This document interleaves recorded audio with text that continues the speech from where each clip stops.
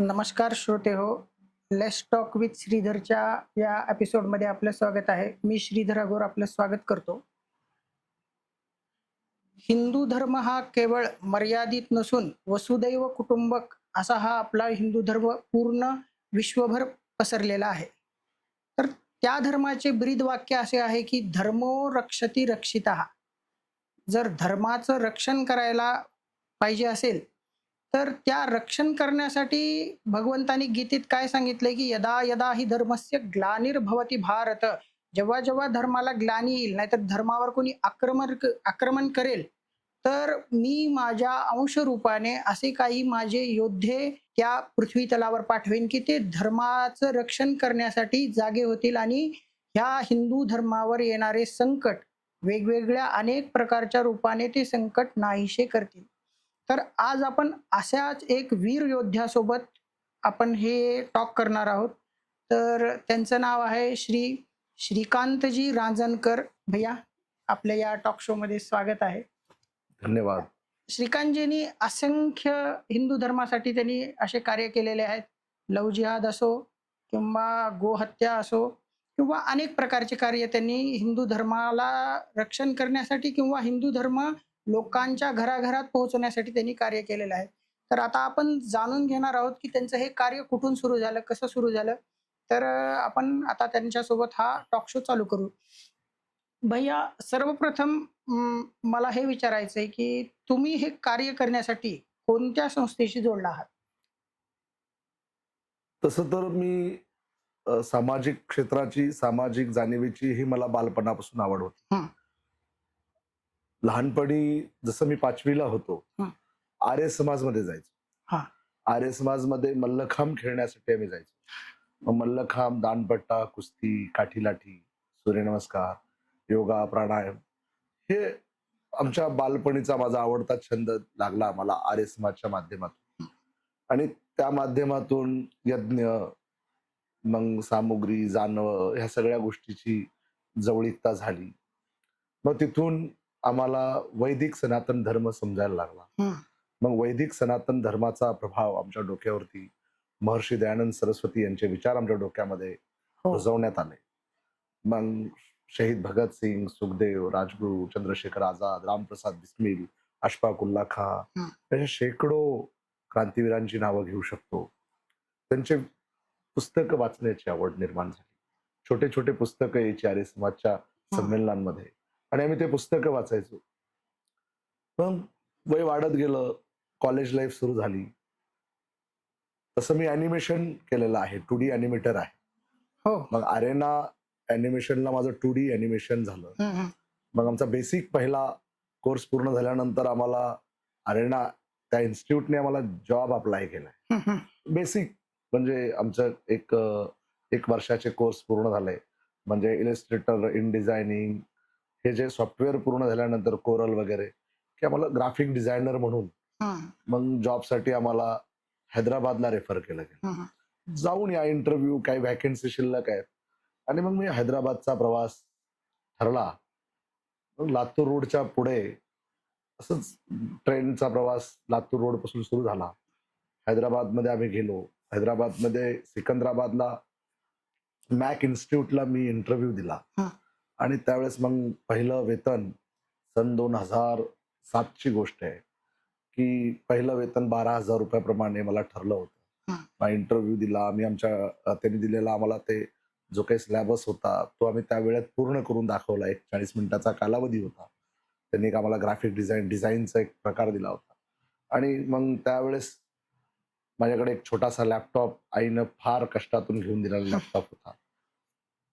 ते शिक्षण सुद्धा मी माझ्या काकांच्या हॉटेलमध्ये काम करूनच पूर्ण केलेलं होतं आणि मी म्हणजे दुपारच्या वेळेत काम करायचो आणि 4 ते पुढच्या 6च्या बॅचला मी क्लासला जायचो. हं. हां आणि आमचंही हॉटेल होतं बाजूला, पण मी काकांच्या हॉटेलमध्ये. सगळी आमच्या कुटुंबातली सगळीच एकाच हॉटेलमध्ये म्हणल्यानंतर सगळ्याच जबाबदाऱ्या पूर्ण होणार नाहीत, हं, हं. हे माहीत होतं आणि कुठल्याही परिस्थितीत कष्ट करायची तयारी होती, मानसिकता होती आणि मग ॲनिमेशन तिथं झालं. सिकंदराबादला गेलो. पण एक तिथं अशी एक घटना घडली. हं. बसमध्ये एका मुलीची छेड झाली.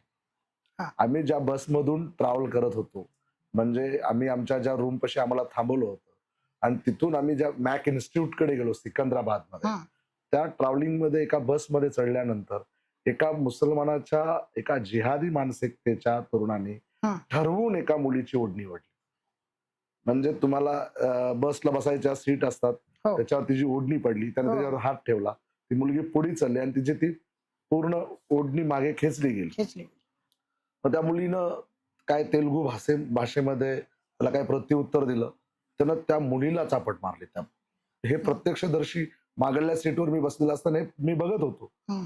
मग आणि मुळातच महर्षी दयानंद सरस्वतींचा मी म्हणलं ना, मी त्यांच्या हो. विचाराचा वारसा घेऊन वाढलो.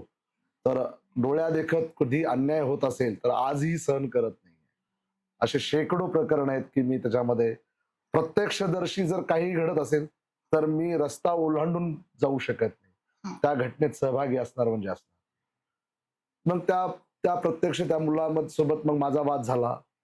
माझी त्याची भांडण झाले. ते दोघं तिघं होते. त्यांचा माझा चांगला वाद झाला. आम्ही दोघं होतो. आजही तो माझा मित्र माझ्या सोबती आहे. हं, हं. तो चांगला आजही तो पुण्यामध्ये वगैरे तो करतो. तो आता स्थानिक आमदारांकडे त्यांच्या व्हिडिओ एडिटिंगचं काम करतो. हं, हं. म्हणजे तुम्हाला नाव सांगायचं म्हटल्यानंतर तुम्हाला त्याचं नावही सांगेल, काही अडचण नाही. नाही. पण वाद झाला. त्या वादामध्ये माझा लॅपटॉप फुटला. कंडक्टरने मला उतरवलं. त्यानं म्हणला, "तू इथंच उतर. इथून तू तू निघून जा." त्याने हिंदी भाषेमध्ये मला सांगितलं आणि तो बहुतेक कंडक्टरही घाबरला असावा. कारण की ती जिहादी मानसिकतेचा जमाव मोठ्या प्रमाणात पुढे जमेल आणि तो आमच्यावर हल्ला करेल. बरोबर. त्या दृष्टीने त्याने आम्हाला उतरवलं आणि आम्हाला तिथून पळ काढायला सांगितलं. आम्ही तिथून निघून आलो. कसंबसं आम्ही मग एका छोट्याशा हॉटेलवरती भात, भाजी खाल्ली आणि आम्ही रेल्वे स्टेशनवरती येऊन थांबलो आणि भेटल तो लातूर रोडकडे येणाऱ्या त्या डब्यामध्ये रात्रीच्या वेळेस त्या प्रवास केला. परत तोच प्रकार अजून एकदा डोळ्यापुढे ट्रेनमध्ये भेटला. एक कुटुंब पूर्ण लोकलचा डब्बा होता आमचा. एक कुटुंब पूर्ण दाटणी-वाटणीच्या जागेत बसलं होतं आणि एक तरुण त्यांच्या 16-17 वर्षाची एक मुलगी त्या कुटुंबासोबत होती. एक छोटा मुलगा होता 12 वर्षाचा आणि एक 16-1 वर्षाची एक मुलगी होती. एक आई-वडील असं तर वरी काही टवाळखोर जिहादी मानसिकतेचे गाबडे बसले होते. हं. त्यांनी वरून त्या मुलीची छातीकडे बघण्याचा प्रकार चालू केला. हं. ती आई इकडून तिची सीट इकडं बदलत होती, इकडून तिकडं बदलत होती. ते चालू झालं. तिथेही माझा वाद झाला आणि तिथून मी परत लातूरला परतलो आणि मग इथं आल्यानंतर वीर योद्धा या संघटनेचा जन्म झाला. की आता शिक्षण नाही तर समाजातल्या या तुच्छ प्रथेच्या विरोधात आपल्याला लढा द्यावा लागेल. म्हणून वीर योद्धा संघटनेचा जन्म झाला आणि मी वयाच्या 21व्या वर्षापासून वीर योद्धा या संघटनेशी जोडलो गेलो त्या विचाराशी. भैया, तुम्ही आता सांगितलं की ज्या प्रकारे हे सर्व प्रकार घडले आणि वयाच्या 21व्या वर्षी तुम्ही वीर योद्धा संघटनेची स्थापना करून त्याच्याशी तुम्ही जुडलात. तर संघटना स्थापन केल्यानंतर तुम्हाला कधी असं वाटलं की ती प्रेरणा तर तुम्हाला त्या घटनेपासूनच मिळाली, पण धर्मासाठी आपण हे कार्य नक्कीच पूर्ण आपलं जीवन हे धर्मासाठीच आपण वाहिलं पाहिजे, ह्याची प्रेरणा तुम्हाला कशी मिळाली पुढे? त्याची प्रेरणा आम्ही ॲनिमेशनला असताना आमचा 7 वॉरियर्स हं. नावाचा एक what is the animation seminar घेण्याचा एक ग्रुप होता. हं, हं. म्हणजे 7 वॉरियर्स 7 योद्धे. 7 युद्ध. असं ते इंग्लिशमध्ये 7 वॉरियर्स हं. आम्ही म्हणायचो. हं. आमच्या त्या टीमचं नावच होतं. हं. आम्ही 7 जण होतो. आम्ही हं. विविध शाळा, कॉलेज इथं जाऊन आम्ही सेमिनार घ्यायचो. What is the animation. त्याच्यातून आम्हाला आमच्या फीससाठी काही मोबदला मिळायचा. मग त्याच्यातून मग हा प्रवास सुरू झाला की 7 वॉरियर्स मग वीर योद्धा. योद्धा हे नाव मला तिथून भेटलं गेलं. हं. आणि एक डोळ्यापुढे तुम्हाला तर मी हैदराबादचा जळजळीत जिवंत वास्तव्यवादी किस्सा सांगितला. हं, हं. आपल्या गोदावरी शाळेच्या समोर हं. ऑटोचा पॉइंट असतो. तिथं एक हॉटेल आहे. अक्षरशः हत्तेनगर मधल्या एका 10वीच्या मुलीला एका ऑटोवाल्याने, हं. जिहादी ऑटोवाल्याने त्या मुलीला ऑटोत ओढून हं. तिची छेड काढली होती. त्यावेळेस त्याचा जाब विचारायला आम्ही, त्या मुलीचा भाऊ, आम्ही तिघं चौघं गेल्यानंतर तिथं वाद झाला आणि त्या वादाचं रूपांतर एवढ्या मोठ्या स्वरूपात झालं की 100-150 लोकांचा जमाव जमला. हं. पण तो जमाव जिहादी मानसिकतेचा जमाव, त्या चूक झालेल्या माणसाला समजवण्या वाचून या त्याला दापण्या वाचून या त्याला शिक्षा करण्या वाचून न बोलता तो जमाव आमच्यावर तुटून पडला. हं. त्याच्यामुळे मग मला हे लक्षात आलं की आता या मानसिकतेच्या विरोधात लढल्याशिवाय पर्याय नाही. म्हणून तिथून ते मोठ्या प्रमाणात प्रेरणा मिळाली. भैया तुम्ही धर्मासाठी तर काम करताच. त्याचप्रमाणे तुम्ही गोरक्षणासाठी सुद्धा खूप काम करताय. हे आम्हाला तुमच्या पूर्ण प्रोफाईलवरून तर कळालंच आहे. तर गोरक्षेचं काम धर्मासोबत गोरक्षा हे काम करण्याची तुम्हाला प्रेरणा कधीपासून मिळाली? मी तुम्हाला सुरुवातीलाच सांगितलं आर्य समाजमध्ये हं. म्हणजे सामुग्री हो. काय असते? चंदन, पिंपळ, आंबा या सगळ्याचं मिश्रित आणि गाईच्या गौरीचं किती महत्व आहे हवनमध्ये, यज्ञामध्ये. गाईच्या तुपाचं किती महत्व आहे. हो. एक छोटंसं उदाहरण आहे. ते उदाहरण मी बालपणी ऐकायचो. हं. म्हणजे 100 जरी मशीनमध्ये गाय उभा केली हं. आणि तिचं जे वासरू असतंय हं. ते जर बाहेरून सोडलं तर ते कुठल्याच दुसऱ्या ह्याला थनाला जाऊन नाही पेणार. नाही. ते आपापल्या आईच्याच थनाला जाऊन पेणार. एवढ्या गाईच्या दुधामध्ये एवढी ऊर्जा आहे, गाईमध्ये एवढी ऊर्जा आहे. आणि शेवटी हिंदू हा गाईला 33 कोटी याचा देवता मानतो. देवता. कोटी या शब्दाचा अर्थ खूप वेगळा आहे. मी हा. अनेक विषयामध्ये समजून सांगू शकतो. पण गाईला आपण देवता मानतो, आपली माता मानतो. आणि या राष्ट्राचा जर तुम्ही अशोक स्तंभ नीट तपासून पाहिलात हं. तर अशोक स्तंभाला 4 सिंह आहेत, हं. जे आपल्याला प्रत्यक्षाशी 3 दिसतात. केंद्र. सारनाथमध्ये गेल्यानंतर तुम्हाला जो मुख्य अशोक स्तंभ हं. तिथं आहे सारनाथमध्ये, हं. काशीजवळ सारनाथ आहे ना, तिथं हो. तो स्तंभ आहे. मी तोही पाहून आलो. हं. 4 सिंह आहेत. हं. त्याच्या खाली चक्रव्यूह आहे. हं. तुम्ही त्याच्या खाली बघू शकता अशोक चक्र आहे.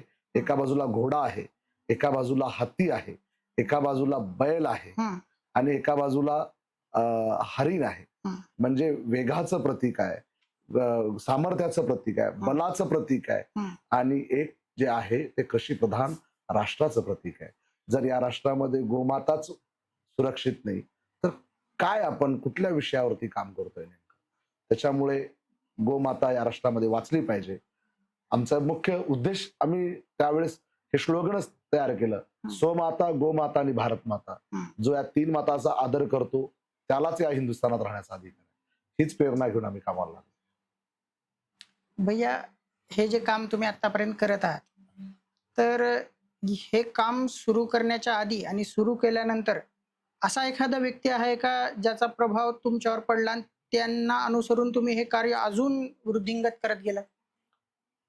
अशी आदरणीय डॉक्टर धर्मयोद्धा सुरेश चव्हाणके, हं. सुदर्शन न्यूजचे चेअरमन CMD यांचा माझ्यावरती खूप प्रभाव आहे. मी त्यांना फॉलो करत असतो. म्हणजे अशी पत्रकारिता आजच्या 21 वर्षापूर्वी त्या व्यक्तीने सुरू केली. अशी पत्रकारिता की कोणीही असेल, तो कुठल्याही पक्षाचा असेल, हं. जर हिंदुत्वाच्या विरोधात या संस्कृतीच्या विरोधात बोलत असेल तर त्याच्या विरोधात ते चॅनल स्पष्टपणे बोलतं. म्हणून सुरेश चव्हाणकेंचा प्रभाव माझ्यावरती खूप आहे. भैया आपण आता थोडं आपल्या तुमच्या कामाबद्दल काही प्रश्न आहेत ते विचारू. तर लोकांना अधिक जाणून घ्यायला आवडेल की तुम्ही नेमकं कोणतं काम करता? वीर योद्धा सेनेच्या माध्यमातून तुम्ही काय करता? हे जर लोकांना कळालं तर त्यांना हिंदू धर्माबद्दल अजून काही कळेल. वीर योद्धा संघटनेच्या माध्यमातून, हं. मग संघटना म्हणले की सामाजिक बांधिलकी आली. संघटना म्हणजे समाज हिताचं कार्य आलं. अनेक लोकांनी एकत्र येऊन एका दिशेने करणारं काम म्हणजे संघटना. आम्ही तसं लातूरमध्ये आजपर्यंत तुम्ही पाहता की लातूरमध्ये 6,000 ब्लड बॅग डोनेट केल्यात वीर योद्धा संघटनेने. 6,000. 6,000. हं. भालचंद्र ब्लड बँक आहे, लातूरचं सिव्हिल आहे, मेडिकल कॉलेज आहे, अर्पण ब्लड बँक आहे, माऊली ब्लड बँक आहे. या सर्व ब्लड बँकला आम्ही वारंवार आमचं संघटनेच्या वर्धापन दिनानिमित्त आणि राजमाता जिजाऊ आणि युवक दिनानिमित्त म्हणजे स्वामी विवेकानंदांच्या जयंतीनिमित्त या वर्षातून 2 वेळेस आम्ही हे कॅम्प चालवतो. आमच्या वर्षातला हा ठरलेला कार्यक्रम आहे. हं. आमचे कार्यकर्ते येतात, आमचे सदस्य येतात, तिथं ब्लड डोनेशन होतं. लातूर शहरामध्ये कुठेही बेवारस प्रेत असेल, बेवारस आढळून आला, त्याचा सुद्धा अंत्यविधी कायद्याच्या दृष्टीने 3 दिवस ते प्रेत शवगृहामध्ये ठेवलं जातं. त्याची पोलीस व्हेरिफिकेशन होतं आणि पोलिसांमार्फत आम्हाला ते पत्र येतं आणि पुन्हा आम्ही त्याला विधिवत त्याची विधी करतो. अंत्यविधी विधी करतो. अशा अनेक विषयामध्ये गोरक्षा विषय आहे, लव्ह जिहाद हा विषय आहे आणि अजून महत्वाचा विषय जर म्हटला गेलं हं. की मग आम्ही आमचे सुशीलजी पोकर्णा म्हणून माझे एक सहकारी मित्र आहेत. हं. त्यांनी एक छान असा उपक्रम मला सांगितला. आम्ही लगेच त्याही कामात लागून राहिलो. आम्ही त्यासाठी एक छोटीशी गाडी घेतली, हं. काही भांडे विकत घेतले. हं. जर आपलं लग्न कार्य आहे, आपलं शुभ कार्य आहे, अशुभ कार्य आहे, काही आहे, दुःखद प्रसंग आहे, हं. श्राद्ध आहे, मासिक आहे, काही आहे, त्या जर ठिकाणी तुमच्याकडे काही अन्न उरलं हं. आणि ते जर तुम्ही आम्हाला 5 वाजायच्या आत कळवलं, हं. तर ते उरलेलं अन्न सुद्धा आम्ही हं. गरजू भागामध्ये नेऊन वाटतो. ते सुद्धा आम्ही सामाजिक बांधिलकी म्हणून ते सुद्धा कार्य करतो. हा खूप छान उपक्रम भैया तुम्ही सांगितला, की ते गरजू लोकांना जे अन्न वाया जाऊ नये, अन्नासाठी म्हणतात, की ते अन्न हे पूर्ण ब्रह्म. जे तुम्ही पूर्ण ब्रह्म ते अन्न सर्वांना मिळावं, हा खूप छान उपक्रम तुम्ही सांगितलात भैया. त्याचप्रकारे गोरक्षाबद्दल तुम्ही सांगितलं भैया, की असे काही प्रसंग लातूरमधले घडलेले आहेत, की त्या ह्याच्यात तुम्ही सक्रिय होऊन त्याच्यात तुम्ही खूप तुमचा वाटा मोठा होता, की त्या तिथं गोरक्षण म्हणा, नाहीतर गो कत्तलखाने होते म्हणा. तर त्याबद्दल तुम्ही आक्रमक होऊन आणि आता भरपूर वेळेस तुम्ही बोलताना जिहादी हा शब्द वापरलात. तर जिहादी लोकांनी मुद्दाम गोमातेचा कत्तलखाना ओपन केलेला होता. तर तिथं लोकांच्या म्हणजे सर्वांच्या समोर गोमातेची हत्या होत होती. तर तिथं तुम्ही जाऊन तो बंद केलेला असा अनुभव आम्ही ऐकलेला आहे. तर त्याबद्दल आम्हाला थोडंसं कसं आहे माहितीये का? हा लातूरसाठी खूप गंभीरपूर्वक प्रश्न आहे हं. आणि उगाच भाईचाराच्या फक्त गप्पा मारल्या जातात. हो. भाईचारा प्रत्यक्षात जगला जात नाही. फक्त भाईचारा फक्त हिंदूंनीच जपायचा आणि जिहाद्यांनी जपायचा नाही. असं स्थिती तुम्हाला वारंवार दिसेल. अरे हिंदूंचं दैवत आहे गोमाता. हिंदू कळकळीने विनंती करतोय. 2008 पासून या कार्यामध्ये आम्ही सक्रिय आहोत गोरक्षणाच्या. आम्ही कळकळीची विनंती करतोय. आम्ही अनेक जनजागृती केल्या. बाजारामध्ये जाऊन जनजागृती केल्या. अनेक गावोगावी जाऊन आम्ही फ्लेक्स लावले, जनजागृती केली, की आमची गोमाता, गोवंश आमचा खरेदीही करू नका आणि त्याची कत्तलही करू नका. पण ही मानसिकतेवाले लोक हे होत नाहीत, शांत बसत नाहीत. जाणीवपूर्वक गोमातेला चव्हाण का घोष म्हणतात. चव्हाण का घोष म्हणतात आणि ते आवडीने खातात. हे एवढा मोठा यांचा भाईचारा आहे. फक्त तोंडावर दाखवायला भाईचारा आणि जपला जात नाही. आज तुम्ही लातूर शहरातल्या मुख्य भरगच्च वस्तीमध्ये लातूर शहरातला सगळ्यात मोठा गोवंश कत्तलीचा कत्तलखाना इथं आहे हं. आणि कित्येक वर्षापासून त्या सगळ्या रक्ताचे पाट तिथल्या नालीमधून वाहतात. अनेक मोठी दुर्गंधी ती. अनेक तिथल्या आजूबाजूच्या हिंदू घरांनी तिथून पलायन केलेलं आहे. त्या सगळ्या व्यवस्थेला बघून. पण आजपर्यंत पण तिथं प्रखडपणे कोणीही बोललं नाही. त्यामुळे आमच्यासारख्या सामाजिक संघटनेला पुढे येऊन अनेक वेळा रस्त्यावर उतरून आम्हाला कत्तलीसाठी जाणाऱ्या गाड्या अडवाव्या लागल्या. आणि यापूर्वी पोलिसांना बी अभाव होता. पोलिसांना याबद्दल गंभीरता नव्हती. पोलिसांना त्याच्याबद्दल कायद्याबद्दल अॅनिमल ऍक्ट बद्दल फारशी माहिती नव्हती. हं. एखाद्या आयशर टेम्पोमध्ये शेतकरी असेल तर तो शेती उपयोगी जे काही त्याचं जनावर असतील ते किती बाय कितीमध्ये कसं घेऊन जाऊ शकतो हं. हे काही माहित नसतं. पोलिसांचे लागेदोरे असतात काही पोलिसांचे आणि ते कत्तल होते आणि इथला कत्तलखाना त्याच्यामुळे त्याला पाठबळ मिळतच गेलं आणि तो काही बंद झाला नाही. पण तो बंद व्हायला पाहिजे. ते काळाची गरज आहे. कत्तलखाना हा लातूरातला कत्तलखाना बंद व्हायला पाहिजे याच्यासाठी आमची ठाम भूमिका आहे हं. आणि आम्ही अजून पण सातत्याने प्रयत्न करत आहोत. भैया हे काम करत असताना तुम्हाला काही अडचणी आल्यात का? हे काम करत असताना प्रचंड अडचणी आल्या. हं. खोट्या गुन्ह्यांना समोर जावं लागलं. हं. खोट्या गुन्ह्यांमध्ये अडकवण्याचा प्रयत्न केला गेला. जिवे संपवण्याचा प्रयत्न केला गेला. हल्ले करण्याचा प्रयत्न केला गेला. हं. सोशल मीडियावरून धमक्या देण्याचा प्रयत्न केला हं. गेला. हे अशा अडचणी येतात. पण तुम्ही त्या अडचणी सारून हे काम करतच राहत आहात.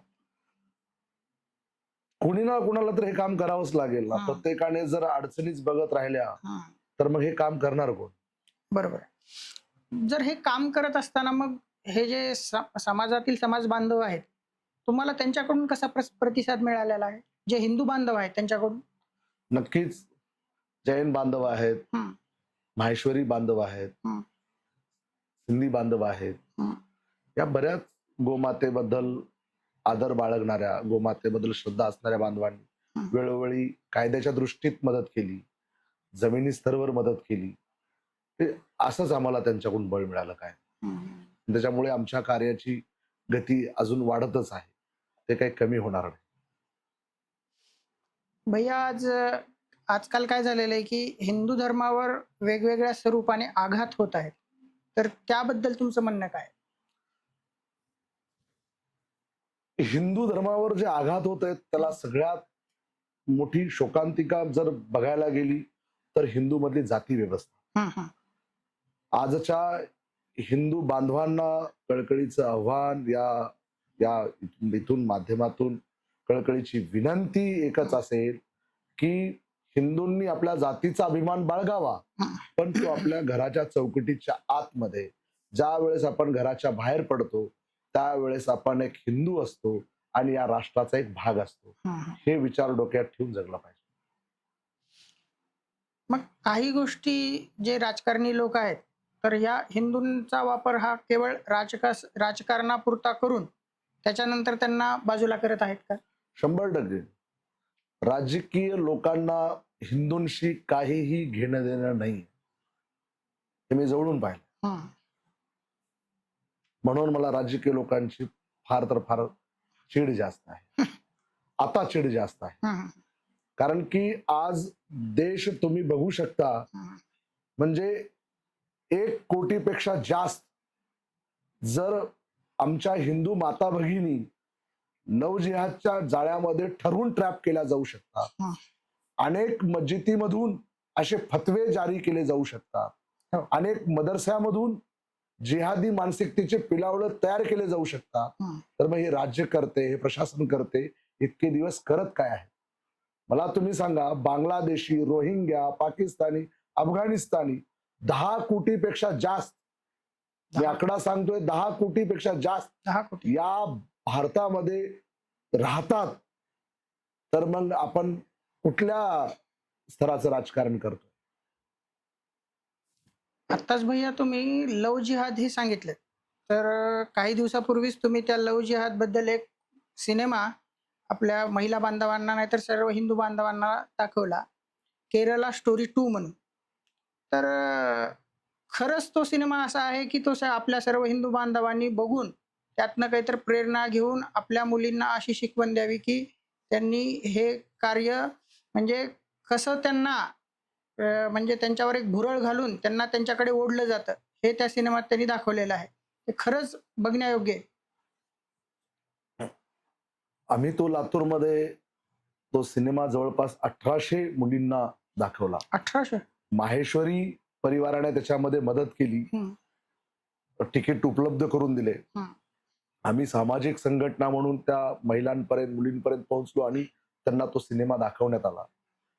खरोखरच या भारतातल्या प्रत्येक हिंदू माता भगिनीनं तो चित्रपट पाहायला पाहिजे. तो चित्रपट निव्वळ एक कहाणी, निव्वळ एक काहीतरी कल्पना नाहीये. तर ह्या देशामध्ये, या अनेक राज्यांमध्ये जळजळीत वास्तव्य आहे. आणि तो चित्रपट बोगसगिरी नाही, हं. तर सत्यवादी चित्रपट आहे. सत्य घटनेवर आधारित चित्रपट आधारित. आहे. म्हणून तो बघितला पाहिजे. म्हणजे कसा एखादा जिहादी, कसा एखादा म्हणजे तुमच्यासोबत रिलेशनशिप मध्ये राहतो आणि तो पुन्हा त्याची जात दाखवतो. कसा तो जिहादी तुम्हाला खोट्या प्रेमाच्या जाळ्यात फसवतो. मी धर्म, जात, पंथ मानत नाही म्हणतो. पुन्हा तो तुम्हाला कसा फसवतो. त्या तिन्ही प्रकार त्याच्यामध्ये दाखवले गेलेले आहेत. त्याच्यामुळे प्रत्येक माता भगिनीने तो चित्रपट बघितला पाहिजे. ती काळाची गरज आहे.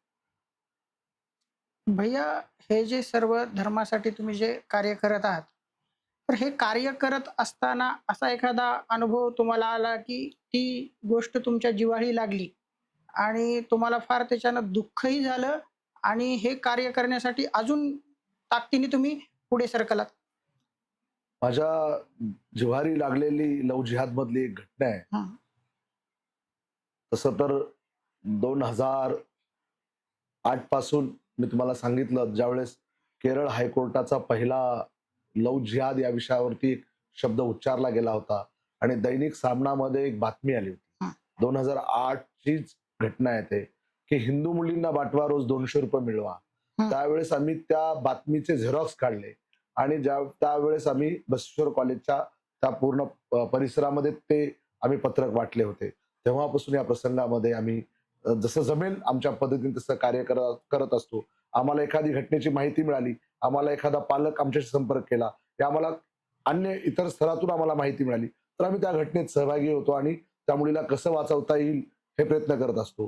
पण यामध्ये मला आता करंटली किस्सा आहे लातूरमधला. एक मारवाडी ब्राह्मण समाजाची मुलगी होती. हं. मारवाडी ब्राह्मण समाजाची, ब्राह्मण, आवर्जून मारवाडी सांगतोय. ब्राह्मण. आणि नामांकित परिवार, तिचं नाव मी असं सोशल मीडियावर सांगणं योग्य नाही, बरोबर. पण चांगल्या प्रकारे माहिती आहे. शिवाजीनगरला ते प्रसंग होता. हं, अक्षरशः रात्रीचे 2 वाजले होते. मला फोन आला, की असं असं प्रकरण आहे हं. आणि इथं मुलगी घराकडे आई वडिलांकडे परत जायला तयार नाही आणि तुम्ही येता का?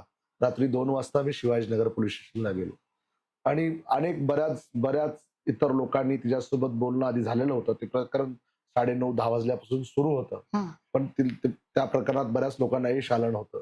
पण ज्यावेळेस मी त्या मुलीशी बोललो आणि तिला एक मी विश्वास दिला, की तू एकदा शांत डोक्याने खरं काय खोटं काय विचार कर आणि परत तू तुझा निर्णय घे. म्हणून मी असं एकदम तिला विश्वासात घेऊन तिला बोलून रात्री 2:30-3 वाजता मी तिला माझ्या गाडीत घेऊन हं. तिला मी माझ्या घरी घेऊन गेलो. पोलीस आश्चर्यचकित झाले, बाहेर जमलेला जमाव आश्चर्यचकित झाला आणि मी त्या जिहाद्याला धमकी दिली होती. जर आज तू आमच्या या भगिनीला इथून घेऊन जाशील, हं. तर मी एवढा जमाव घेऊन तुझं घरी येऊन जाणार. कारण की माझ्याकडे पर्याय उरला नव्हता. बरोबर. कायद्याच्या दृष्टीमध्ये मुलीचं वय 18 वर्ष झालं, की पुन्हा ती सज्ञान असते आणि तिला तिचा पूर्ण अधिकार असतो. हा कायद्याचा दृष्टिकोन झाला. पण साहेब आमचा पण एक दृष्टिकोन असतो. पुन्हा ते जाते आणि येणाऱ्या 2 वर्षामध्ये तीच जर 30-35 तुकड्यांमध्ये कुठं फ्रीजमध्ये, कुठं बॅगमध्ये, कुठेतरी वेश्या व्यवसाय करताना आढळते, तर आमच्यासारख्या स्वतःला वीर योद्धा म्हणून घेणाऱ्या, धर्म अभिमानी, मनगटात जोर असणाऱ्या युवकांनी काय करायचं? म्हणजे त्या दिवशीची अशी दुर्दैवी घटना आहे. मी तिला घरी घेऊन गेलो. ती हं. मुलगी माझ्या घरी 7 दिवस राहिली. मी 7 दिवस माझ्या मुलीसोबत तिला ठेवलं. माझ्या पत्नीसोबत तिला ठेवलं. माझ्या पत्नीनं तिला चांगल्या प्रकारे समजून सांगितलं. पण ते दुर्दैव असं झालं, की ती मुलगी निघून गेली आणि ज्यावेळेस मला तिच्यापाशी बसल्यानंतर तिच्याशी बोलताना तिनं मला काही व्यथा सांगितल्या. तिचे वडील पहिल्यांदा वारले, परत हं. आई वारली. आई-वडील वारल्यानंतर फक्त हे बहीण-भाऊ दोघंच आणि एक आजी होती.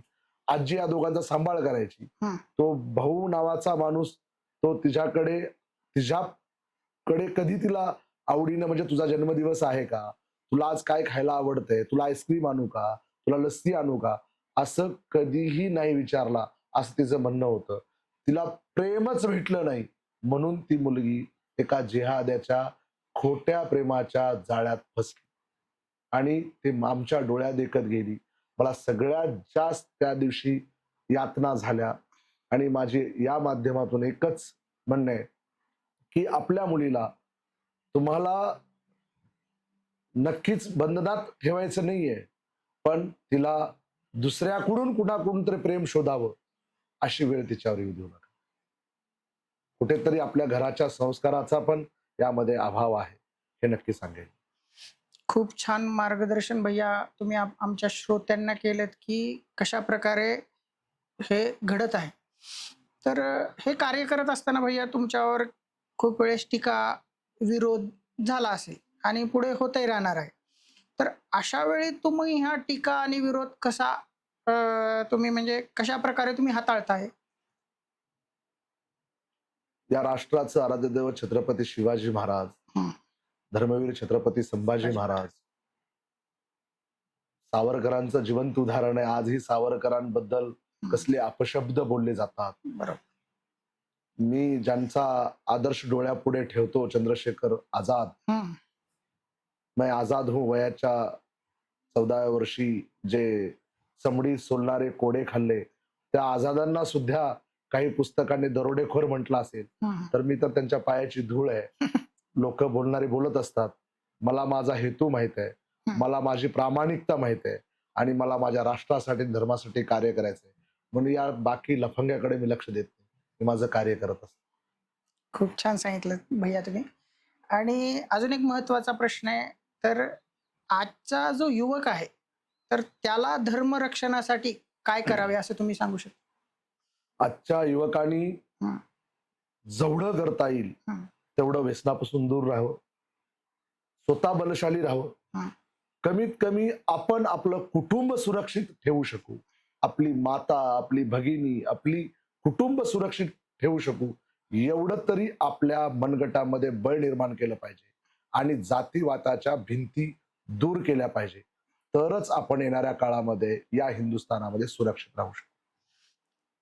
तर भैया याच प्रकारे समाजाने आणि हे जे आता आपण डिस्कस केलं, की हिंदू असू की लव जिहादचा विषय असू, गोरक्षाचा विषय असू, तर समाजाने आज काय होतंय, की एक प्रकारे हिंदू समाज म्हणतोय हम दो हमारे दो. पण इतर जे तुम्ही जिहादी वृत्तीचे लोक आहेत, हम दो हमारे 10, हम दो हमारे 15 असं त्यांचं चाललेलं आहे. त्या मानाने त्यांची संख्या वाढत आहे. तर हिंदू लोकांनी याबद्दल काय विचार केला पाहिजे? हिंदू एका नेरेटिव्ह मध्ये फसलाय. हं. तुम्हाला या माध्यमातून मी सांगेल, हिंदू एका बोगस नेरेटिव्ह मध्ये फसलाय. हिंदूंना वाटतंय एकच अपत्य राहावं, मी त्याला चांगलं एज्युकेशन देईल, चांगलं काहीतरी वातावरण देईल, चांगलं घडवेल. हा हिंदूंचा विचार झाला.